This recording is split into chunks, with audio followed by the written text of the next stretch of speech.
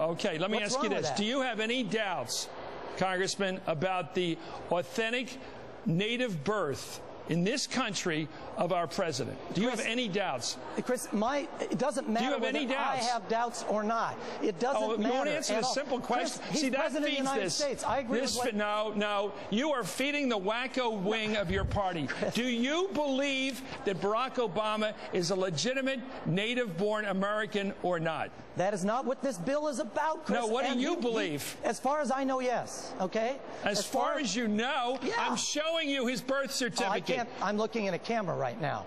So you want me to mail it to you? No. But Chris, it's on the screen now. Take a close look. Chris, it says Barack Hussein Obama. He was born August 4th, 1961 in Honolulu. Is that a state? Yes, it was. Fine. His mother was Caucasian. His father was African. What more do you want? He's male. What is the matter? He was born, by the way, at 7:24 p.m.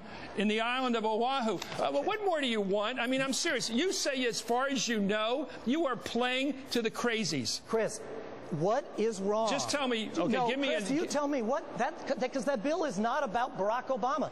Well, then, what about you? What are you about? The bill I'm is asking about you, Congressman, who runs for president. You know what? You have a lot of authenticity. You're a U.S. Congressman. Say it now. He's a legitimate president of the United States. He was born in this country. He is president of the United States. And as far was he born in this country? Yes, I believe so.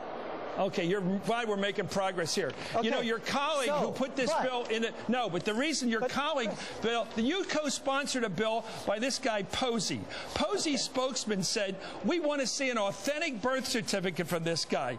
His people said, this is what the congressman said, I can't swear on a stack of Bibles whether he is or isn't a legitimate native-born American. You guys are playing to the wacko ring. Now, I'm glad that you've just left the band of merry men and women who are out there jumping up at hearings of people like Mike Cassa, who is a normal person, and raising what is really not a good question to raise. Now, the reason I bring this up with you is you say this will put the issue to rest.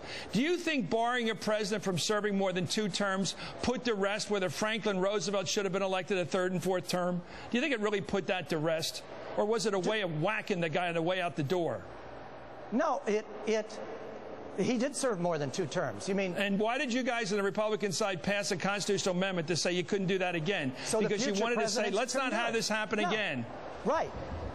And that's right. And what we're saying here is let's not have questions about it again. As I said, there are no questions. No, but here's his birth certificate. But where are the questions? But Chris, the questions, even those questions, will go away if there's a process. Because if John McCain had been elected, people would be questioning him too. Okay, Congressman, one last question. Sure. Do you believe by passing a bill that no more presidents, no future president can be elected without showing a birth certificate, will put to rest whether Barack Obama was born in the United States or not? I believe. Do you think that will put it to rest?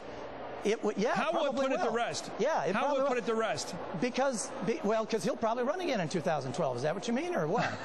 Okay, so you're saying that he has to show a birth certificate to get reelected president. Is that what you're saying? Chris, it's about going forward, okay? It is about ensuring that anyone who runs for president meets the constitutional requirements so we don't have this problem. You've got a major in the United States Army now saying he's not going to serve because there's a lot of this rippling out there, and this would put it to rest in the future. Let me tell you, correct. Let me tell you how to put it to rest. Okay. Get a copy of Barack Obama's birth certificate, which, by the way, you didn't have to be on this show to get a copy of it if you had any interest in finding it.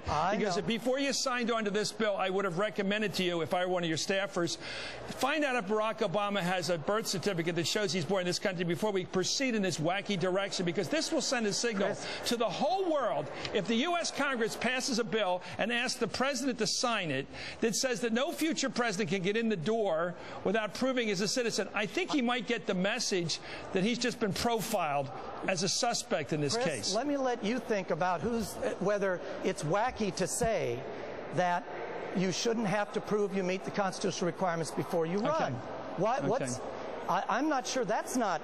Okay, I want to see the letters that you send to your constituents, and I want to know whether you tell them, you know, sir, I have a copy of his birth certificate. We really don't need it for this president, but I understand the need for future presidents. But I just don't want to see people playing to the nut wing. And you say you're not doing that. Absolutely not doing that. In fact, it's the opposite, Chris. It'll shut this stuff down. No, it won't. All right. Well, we can disagree to disagree on that. But if this shuts it down, I'll be shocked. Anyway, thank you for your great guy to come on the show, Congressman John Campbell, who does believe, watch the rerun at 7 o'clock, he does believe that Barack Obama is a native-born American. So those wackos in your district out there, don't vote for this guy because he fundamentally disagrees with you. Anyway, I'm just kidding. Up next.